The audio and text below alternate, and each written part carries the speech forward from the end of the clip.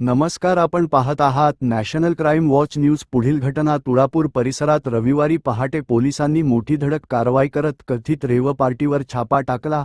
या कारवाईत तब्बल 156 तरुण-तरुणींना ताब्यात घेण्यात आले असून घटनास्थळावरून अंमली पदार्थ, बंदी घातलेले हुक्का फ्लेवर्स आणि मोठ्या प्रमाणात मद्यसाठा जप्त करण्यात आला आहे. या घटनेमुळे पुणे शहरासह संपूर्ण राज्यात एकच खळबळ उडाली आहे. मिळालेल्या माहितीनुसार लोणीकंद पोलीस ठाण्याच्या हद्दीतील तुळापूर परिसरातील एका आलिशान बंगला रिसॉर्टमध्ये रात्री उशिरापर्यंत डीजे पार्टीच्या नावाखाली अंमली पदार्थांचे सेवन आणि हुक्का पार्टी सुरू असल्याची गुप्त माहिती पुणे गुन्हे शाखेला मिळाली होती. त्यानंतर पोलिसांनी तातडीने कारवाईचे नियोजन केले. रविवारी पहाटे सुमारे 2:30 वाजण्याच्या सुमारास गुन्हे शाखेचे 15 अधिकारी आणि सुमारे 65 पोलीस कर्मचारी घटनास्थळी दाखल झाले. पोलिसांनी रिसॉर्टला वेढा घालत अचानक छापा टाकला. त्यावेळी मोठ्या आवाजात संगीत सुरू होते, तसेच अनेक तरुण-तरुणी मद्यपान आणि हुक्का पार्टी करत असल्याचे दिसून आले. कारवाईदरम्यान पोलिसांनी 107 तरुण आणि 49 तरुणींना ताब्यात घेतले. काही जण अल्पवयीन असल्याचाही प्राथमिक अंदाज व्यक्त करण्यात आला आहे.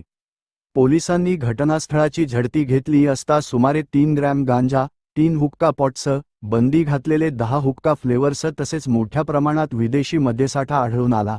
या छाप्यात पोलिसांनी सुमारे 85 लाख रुपयांचा मुद्देमाल जप्त केला आहे.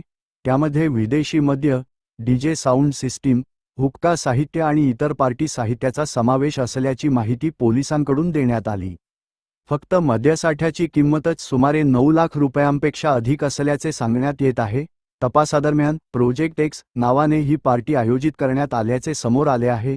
या प्रकरणात ब्लेझर एंटरटेनमेंटचे ऐमन शेख आणि स्टारलाइट एंटरटेनमेंटचा यश चौधरी यांची नावे आयोजक म्हणून पुढे आली आहेत.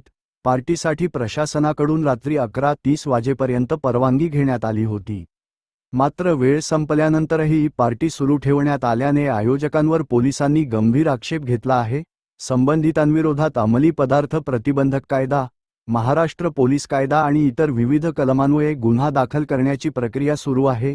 ताब्यात घेतलेल्या सर्वांची वैद्यकीय तपासणी करण्यात येत असून त्यांच्या रक्ताचे नमुने तपासणीसाठी पाठविण्यात येणार असल्याची माहिती पोलीस सूत्रांनी दिली.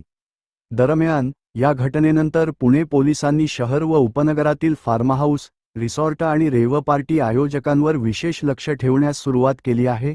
आगामी काळात अशा प्रकारच्या बेकायदेशीर पार्ट्यांवर आणखी कठोर कारवाई करण्यात येणार असल्याचा इशारा पोलीस प्रशासनाने दिला आहे. रिपोर्टर प्रशांत.